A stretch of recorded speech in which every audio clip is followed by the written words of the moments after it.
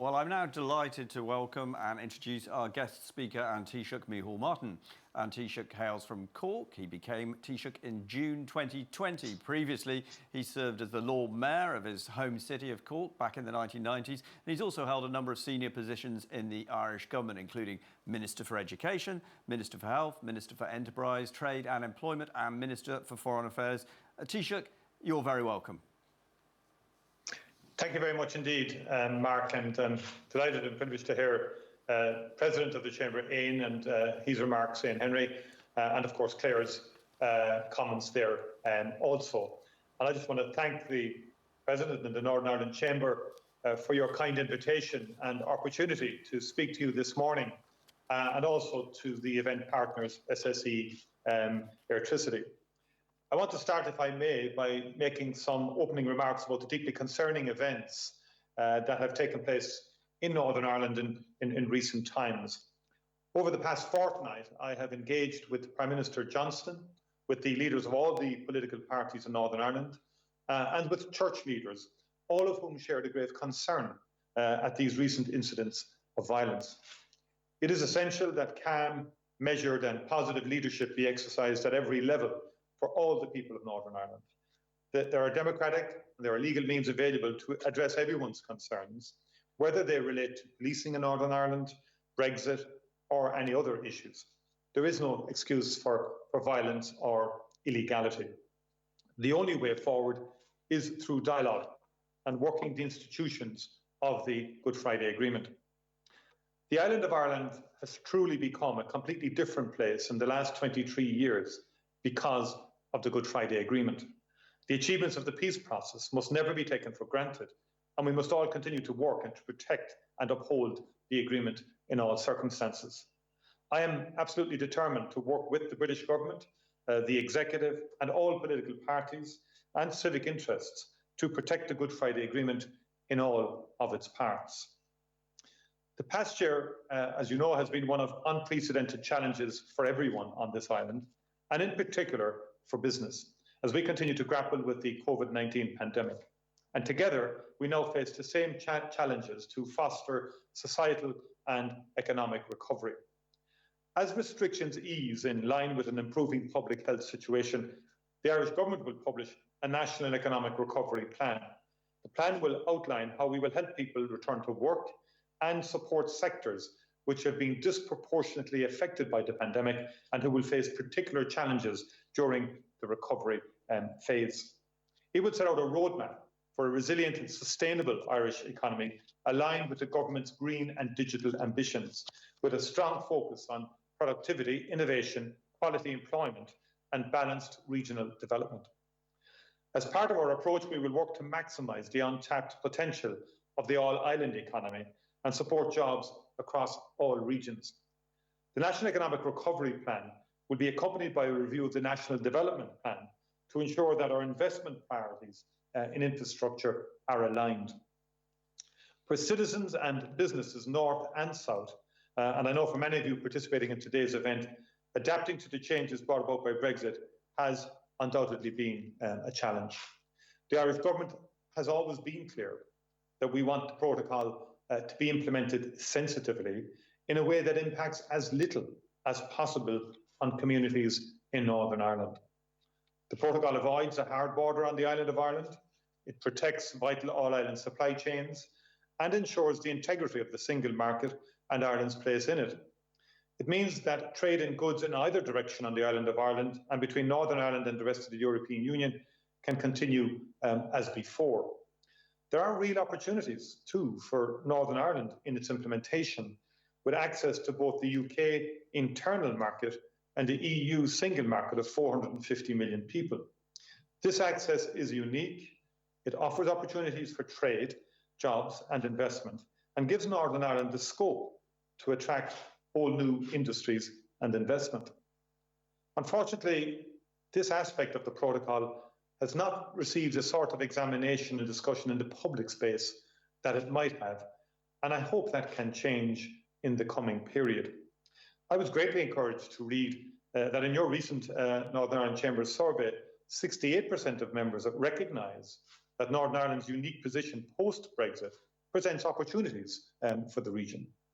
I urge you all to work creatively and collaboratively to develop these opportunities, taking advantage of this access to the EU and UK markets and making Northern Ireland a good place to invest. It is clear too from our continued engagement with a range of stakeholders that many businesses and citizens in Northern Ireland want the protocol to work effectively.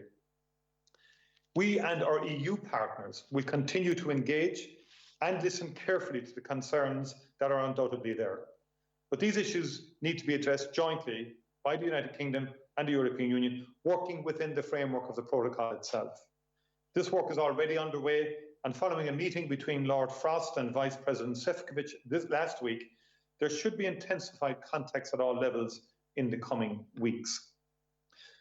North-South cooperation is an integral part of the Good Friday Agreement and is essential for achieving reconciliation on the island of Ireland.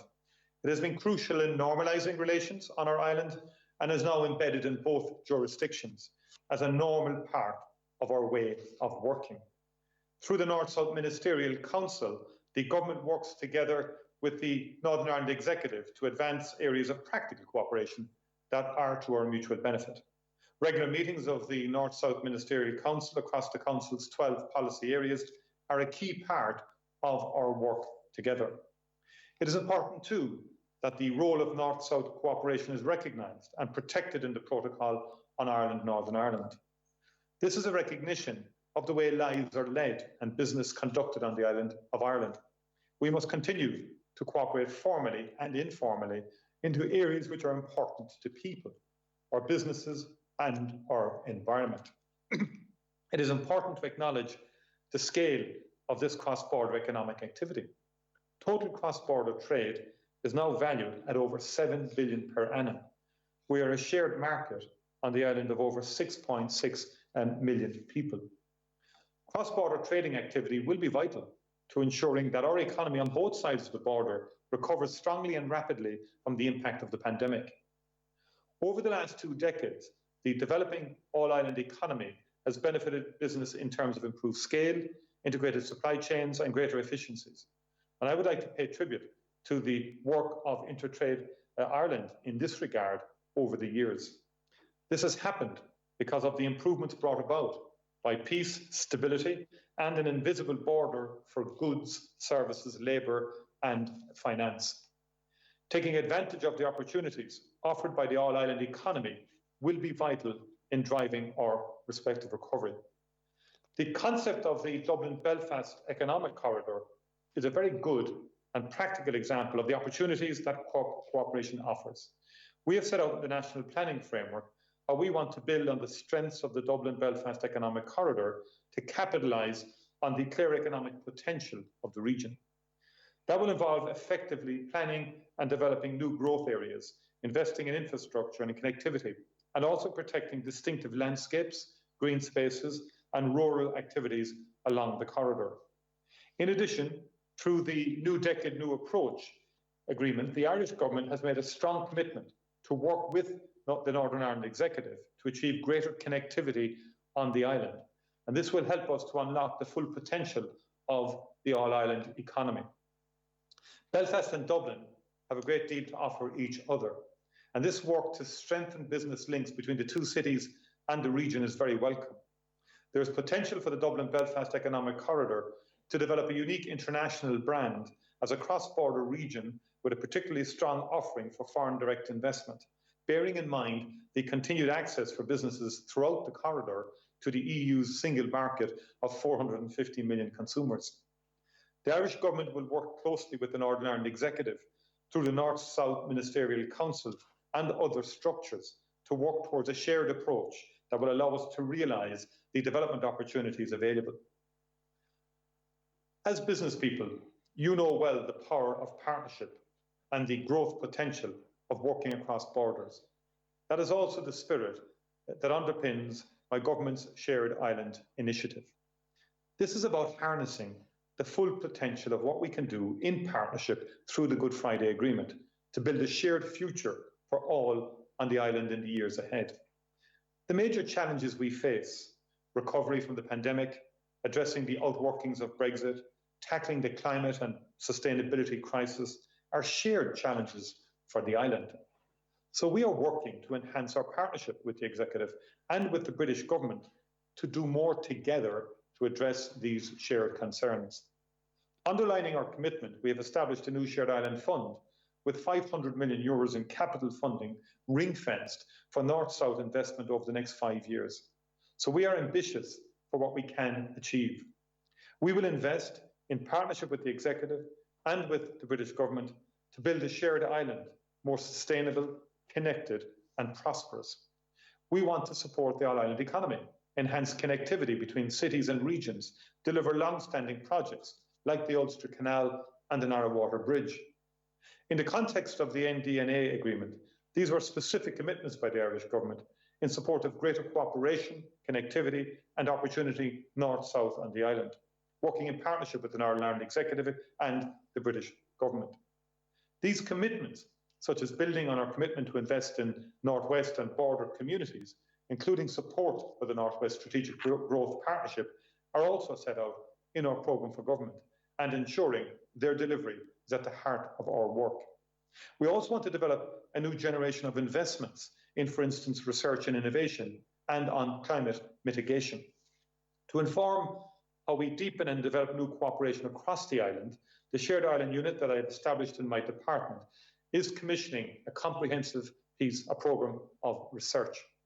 This will be published through this year and next, addressing a range of issues from the services economy to social enterprise. It will contribute to better understanding and consideration of the opportunities and of the needs on a shared island in the years ahead. I've also launched a Shared Island Dialogue series to provide a space for inclusive civic dialogue that all communities and traditions can engage in with confidence on how best we work together on the island in the years ahead. For instance, in environment, education, health, and on our economy in the post-pandemic era. I value the Northern Ireland Chamber's participation in the dialogue series so far, and I encourage all of you, as business people and as members of your community, to engage with the Shared Island agenda in ways that are most relevant and of interest for you and your business. I thank you for your time so far, and I look forward to the questions and answers to the question and answers session that we're now about to have. Thank you very much indeed.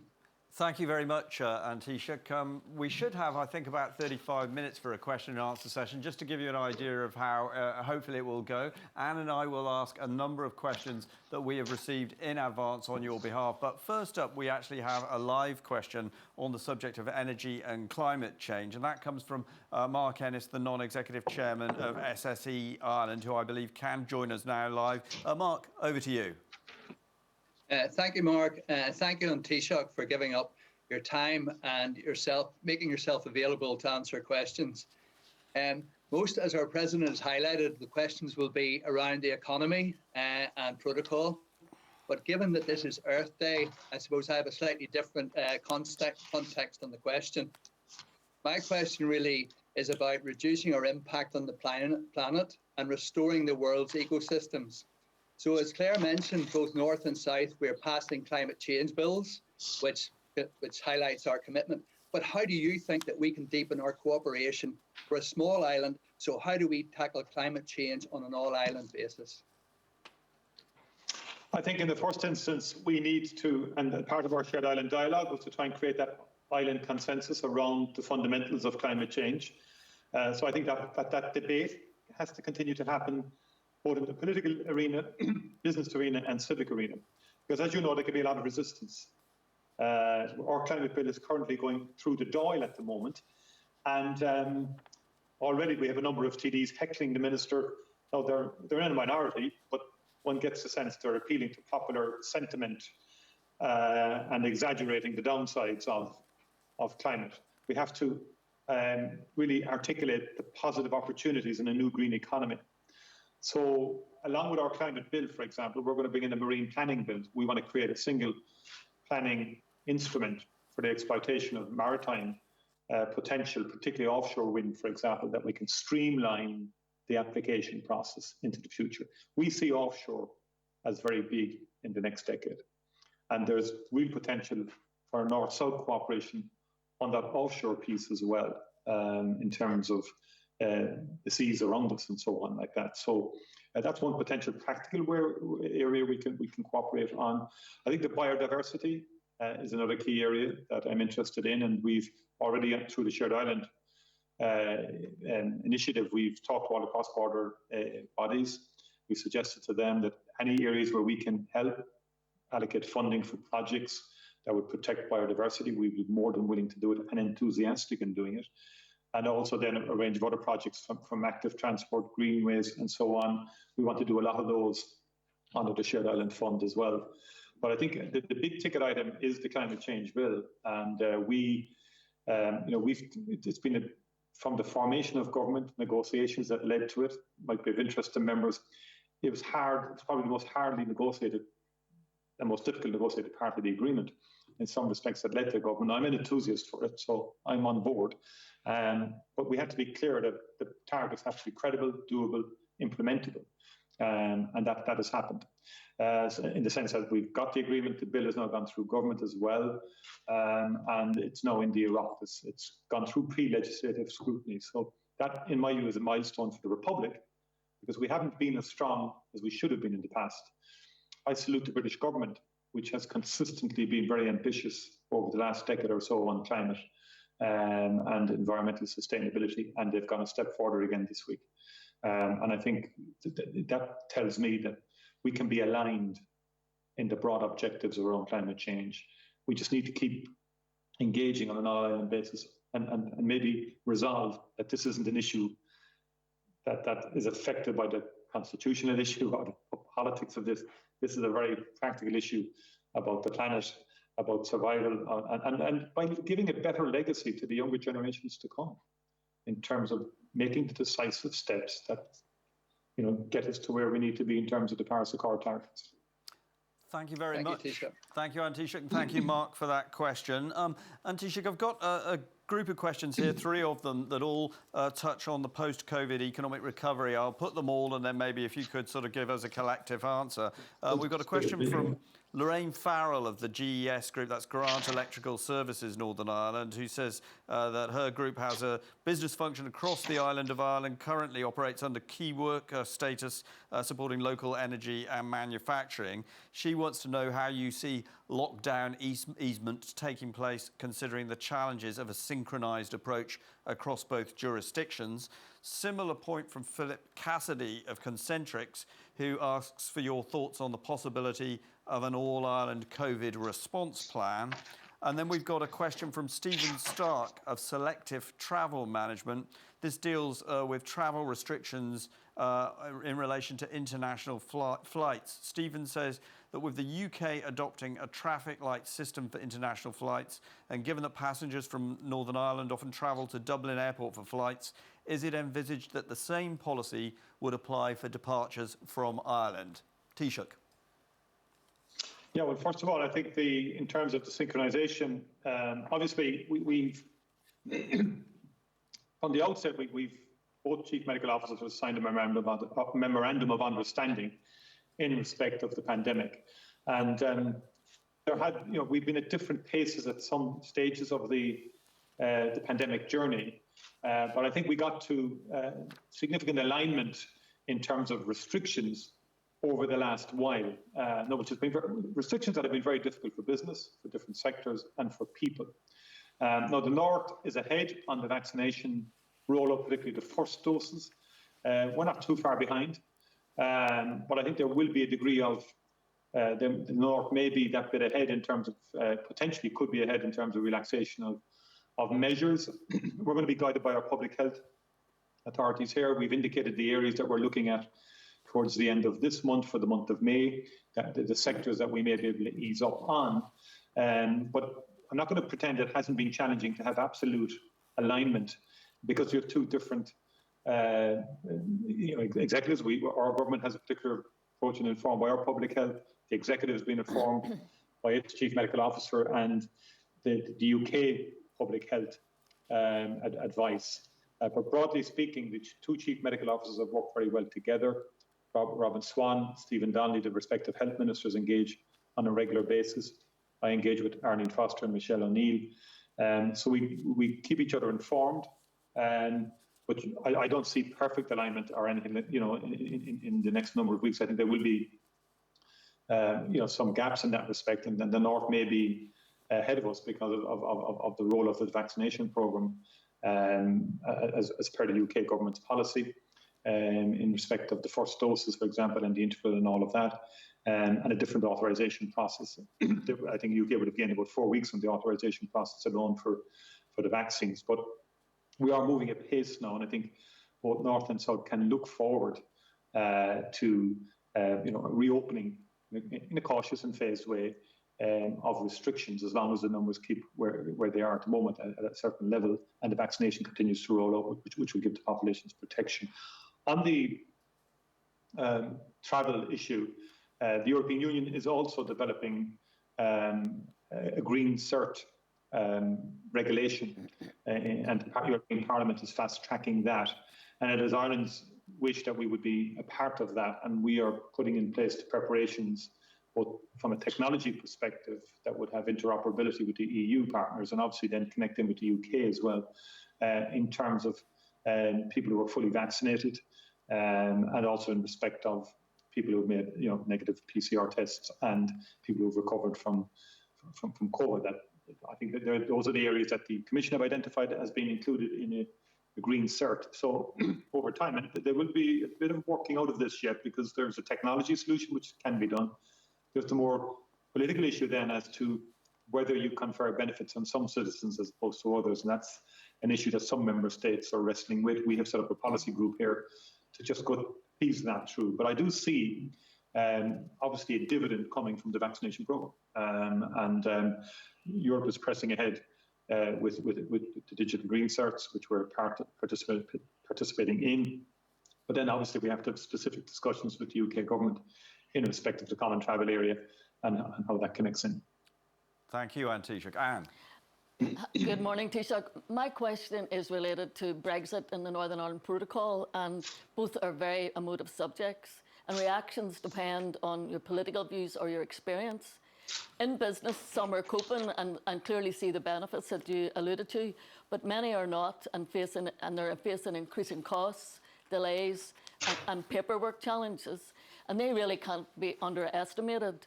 In many cases, they're over-engineered and over-applied, we would say. So it's really good to hear your comment then on the desire for sensitivity. But Joe McDonald of ASDA is one of the businesses that is experiencing those issues. And Joe has asked, do you accept that the EU rulebook never envisaged the movement of tens of thousands of items from GB to Northern Ireland every day, and that a workable and lasting solution to the Irish Sea border will require the EU to be willing to think creatively about a bespoke solution for trusted traders such as supermarkets and others moving goods between GB and NI? Yeah, first of all, I think the protocol is a unique solution, or in terms of endeavouring to deal with the issue of Northern Ireland, the island of Ireland, the Good Friday Agreement, and endeavouring to minimise the impact of Brexit insofar as we could. I mean, from our perspective, Customs Union would have solved all of those issues. The impact of Brexit is continuing, and we acknowledge that. And it's been a shock for many people all over the island. Our customs declarations as a result of Brexit going through Dublin ports, for example, my understanding, we're going from 2 million per annum to 20 million per annum. So Brexit has caused a lot of paperwork everywhere, and particularly between the United Kingdom and the EU and Ireland. And we're all having teething issues around flour, around third country status. Many of our companies who import from the UK, if the source of the product is a third country, that's creating tariffs, creating difficulties. We spent over $1 billion in preparing for this, trying to get agencies ready, trying to get companies ready. So I think we're about 4 months into Brexit, and I think we have to learn lessons from how it has manifested in real terms on businesses. I think that what we should focus on now is how do we minimise that, and can we create sort of arrangements that you're question identifies in terms of the bespoke solutions for trusted traders. I think trust is the key element here. And I think the most important ingredient that needs to be injected in here between the EU and the United Kingdom government is trust. I think the meeting last week was good. My sense of it is that David Frost and Sefcovic have started this process now, which could yield some outcomes. It may take a bit of time, but I do agree that we need to have very practical solutions. And I think we need to be creative about it and understand also that the threat, on one level, the threat to the single market perhaps isn't as some might suggest it is in terms of goods going from the UK into Northern Ireland. On the other hand, there are real issues there in terms of how trade is conducted and so on once the UK left the European Union. But I do think there is scope within that talks process between the UK and the EU to iron out some of these issues, minimise the difficulties and the bureaucracy attached to all of this. And we're going to have to continue to work on that. But I think trust is essential, and also a joint commitment to a desired outcome. And I think if that can happen, then I think a lot is possible. I think unilateralism isn't helpful, if I'm honest, in terms of implementation of the protocol or otherwise. But I think if it's a joint process between the UK and EU government, I think a lot can happen. On our side, we are appraising the European Commission of the sensitivities of this, and we would be helpful as a government in the process that's currently engaged in between the EU and the UK on these issues. There are mechanisms there to deal with it.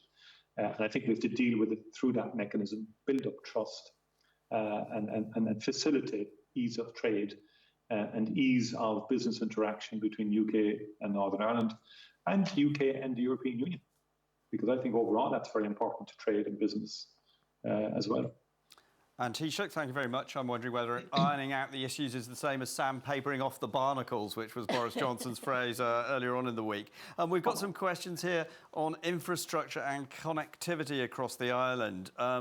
First question from Mark Micheál, who's a business development manager of the Charles Brand Group. He says that he will be keen to hear your opinion on proposed infrastructure projects that might progress over the lifetime of your government. And he suggests perhaps the Dublin Metro, the Belfast to Dublin high-speed rail project and the A5 road scheme. And picking up on that, we have a point from Brendan Mulgrew, managing partner of MW Advocate, who asks, how realistic is a high-speed rail link between Belfast, Dublin and Cork? When, says Brendan, can we move beyond feasibility studies and consultations? Well, just on that, I think, first of all, in terms of Mark, I mean, I want to see real action on north-south infrastructural projects, and that's why I secured the £500 million fund, ring-fenced for projects. Now, some of those projects are snarled up in planning issues and so on, and we've been talking about them for a long time, the A5 and so on. But others we want to move on. And I'd like to move on narrow water bridges. One, the high-speed rail connection is something that we're very committed to, and Minister Eamon Ryan is, and there is a strategic rail review now underway, all island, and I think the terms of reference are finalised for that. And the Department of Transport here and the Department of Infrastructure in the North will work together with the relevant stakeholders such as TransLink and Éireann Road Éireann to do that piece of work. That has to be done to make sure, obviously, to lead into to the actual project itself. But you can take it that we are very committed to it because, first of all, it improves connectivity. Given the climate issues that we touched on earlier, it's a no-brainer, and we want to increase a shift to public transport. So we want to make it as attractive to people as we possibly can, and we want to make this high-speed connectivity as extensive as possible, not just initially Dublin and Belfast, but spread out to other cities. And I think that dovetails with both our climate agenda, our connectivity agenda, and our economic agenda. So I think it's doable, it's realistic, but it will take time, Brendan. And I know people are frustrated with the feasibility study aspect of this, but we do have to move beyond it. We are, in the context of a national development plan, looking at very substantial investment over the next decade. Part of that will be a metro, part of that will be a number of rail projects, as well as other key infrastructure in areas like research.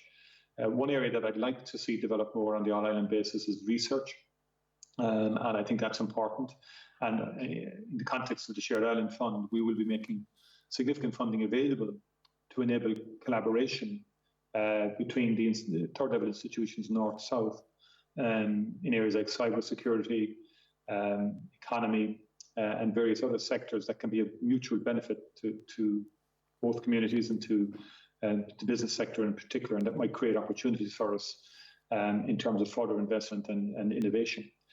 So we will be, and we are working with the sector, the research sector, to fine-tune those proposals, and that will happen quickly. We've already allocated money to the Ulster Canal. We've allocated 6 million. There'll be further monies allocated to that, and we want to go ahead and complete that. And also then in terms of other projects, we want to push ahead with them. We had a very interesting discussion with the Northwest Regional Growth Group, for example, and we have already sanctioned funding for industrial parks in Derry and in Donegal. They will be part of a joint project to bring investment into that region. I was very impressed with their work. Everybody's put politics to one side. They work as a region, and they have a very clear set of purpose, and had a very good meeting with them. We're anxious to support their economic agenda with funding from Shared Island, and we will do that in terms of in partnership with City Deals, in terms of getting those projects underway, and wherever we can develop collaboration that's practical, that adds value and adds to the productive capacity of the region, we're going to do it. And so, in essence, if I can capture the spirit of the questions, I really want to move from aspiration to action in terms of these projects and getting them done. So those projects that offer the best opportunity of completion, of being shovel ready, so to speak, we won't waste time in funding them from the Shared Island Fund. I can guarantee you that. Thanks very much, Taoiseach. Thanks, Taoiseach. I'm a senator at Queen's University, so we really welcome the commitment through the Shared Island Fund to the All-Island University Cooperation. There's some amazing projects coming out there in health and cyber security, as you said.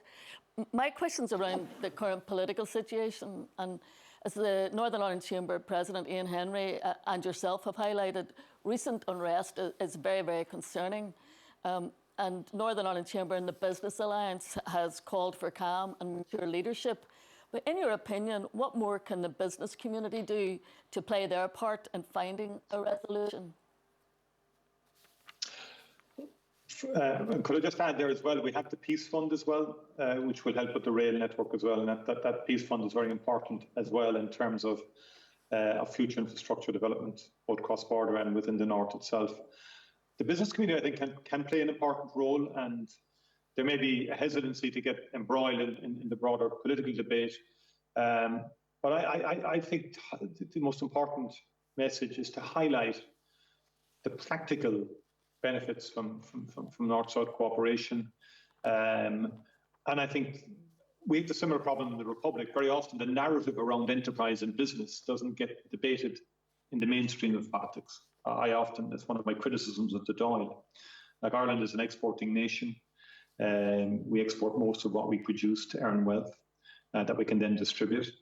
And we're an enterprise economy, very focused on FDI. Yet in the Dáil, very often you'd never think that from the debates. You know, some of the debates can be against free trade and can be against free trade agreements and so on. So what I would say, what I'm basically saying to you is that I think the business community in the North need to keep putting pressure on to get economy at the centre stage of political debate in the North. And I understand all of the sensitivities around the protocol, for example, but as I said earlier in my speech, you know, there are potential opportunities as well. Like, access to a market of 450 million people is valuable. Of course, you have to retain your access to the UK market, but there's an opportunity here. I was reading last evening before this session in terms of the dairy industry and the benefits of the protocol for the dairy industry on the island. It's a no-brainer in terms of the seamless movement of product north-south. And obviously we want mechanisms that just continues that.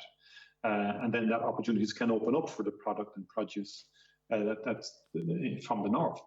And I think we need to just share those insights to the broader population, that this is bread and butter, this is jobs, and that we should get a significant focus on that. And that is about public awareness, it's about public debate.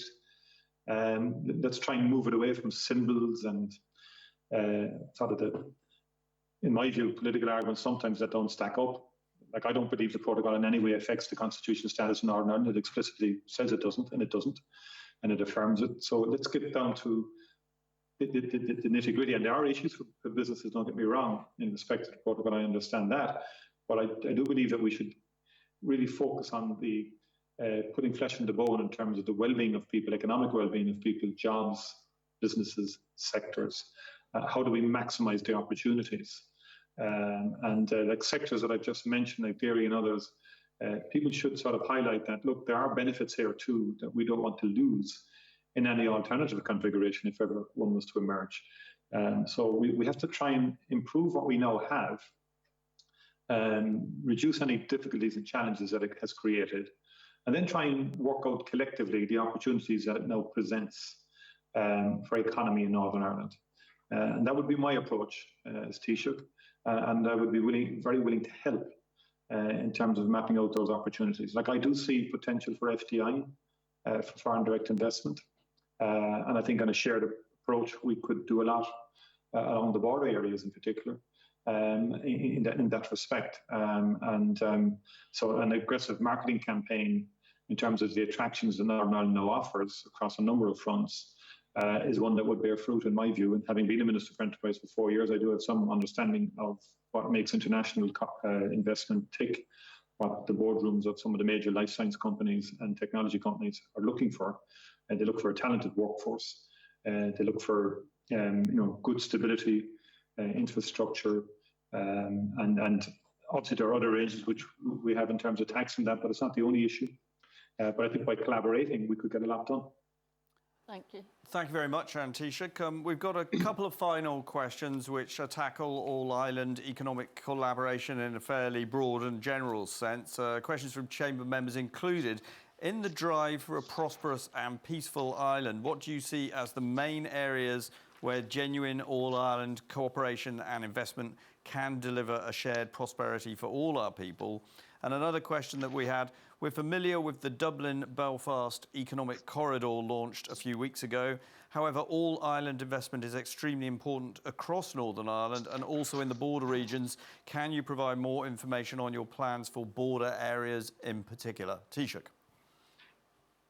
Yeah, in terms of the all-island economic development and the various sectors, I would like to see a greater collaborative work on SMEs, and that the Invest Northern Ireland, Enterprise Ireland, which they have been working well together, and Intertrade Ireland, that we work continually to create opportunities through our respective networks internationally for SMEs on the island, and particularly Northern Ireland, whether that's on trade missions, whether it's on marketing support or market information, providing as much data and information as we possibly can to all of our SMEs, and creating opportunities for them to export their services and their goods.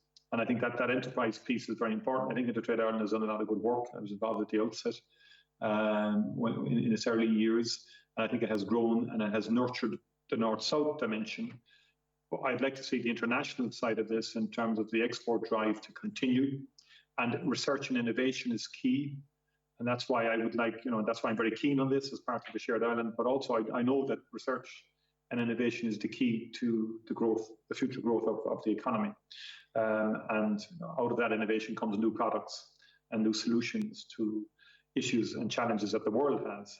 And if we can become a really strong centre by collaborating the best of what each university and institute, technology and third level institution has, then we're in a better position to offer solutions to the world and export and earn wealth accordingly.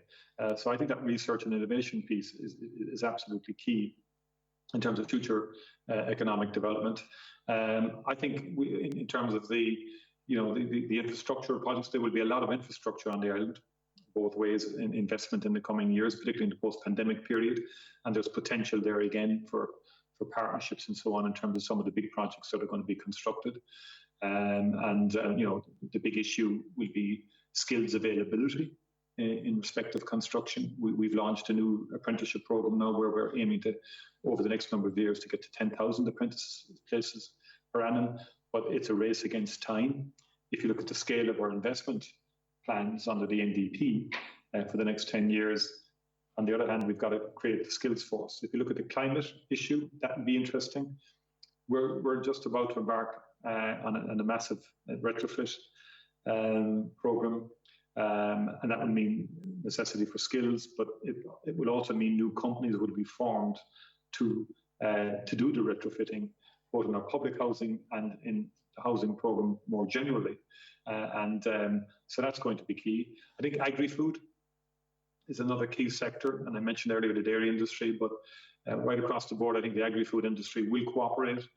There's already strong cooperation and interdependence between co-ops and between the agri-food business on the island, and that interdependence needs to be sustained and enhanced and supported.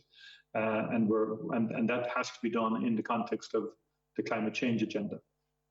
I would be interested, I said at the outset of the question, whether we can do more on renewables and that offshore piece, and whether we can develop an all-island approach to that, because I do see economic opportunities arising. I think the shift will move offshore on wind generation in the next decade, and that's something we're putting a lot of investment into, getting ports ready, for example, who would be service bases for some of the companies, and that would mean more investment in ports. And also, as I said earlier, more streamlined planning consents. So that's going to happen. And I think that would be a feature of the next decade.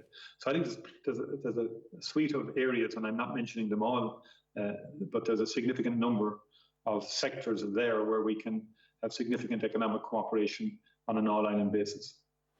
And Taoiseach, that draws to an end our question and answer session. And I'm sure that everybody who's watching this session will be very thankful to you for being so generous with your time. They'll have noted your comments calling for calm, measured and positive leadership, given some of the recent tensions, and your commitment that the protocol should be applied in as sensitive a way as possible, ironing out some of the issues. And also, with their business hats on, I'm sure they're looking forward to seeing your desire that cross-border projects should move from aspiration to action, actually feeding through into the system. But many, many thanks and good luck for the rest of your, no doubt, busy day.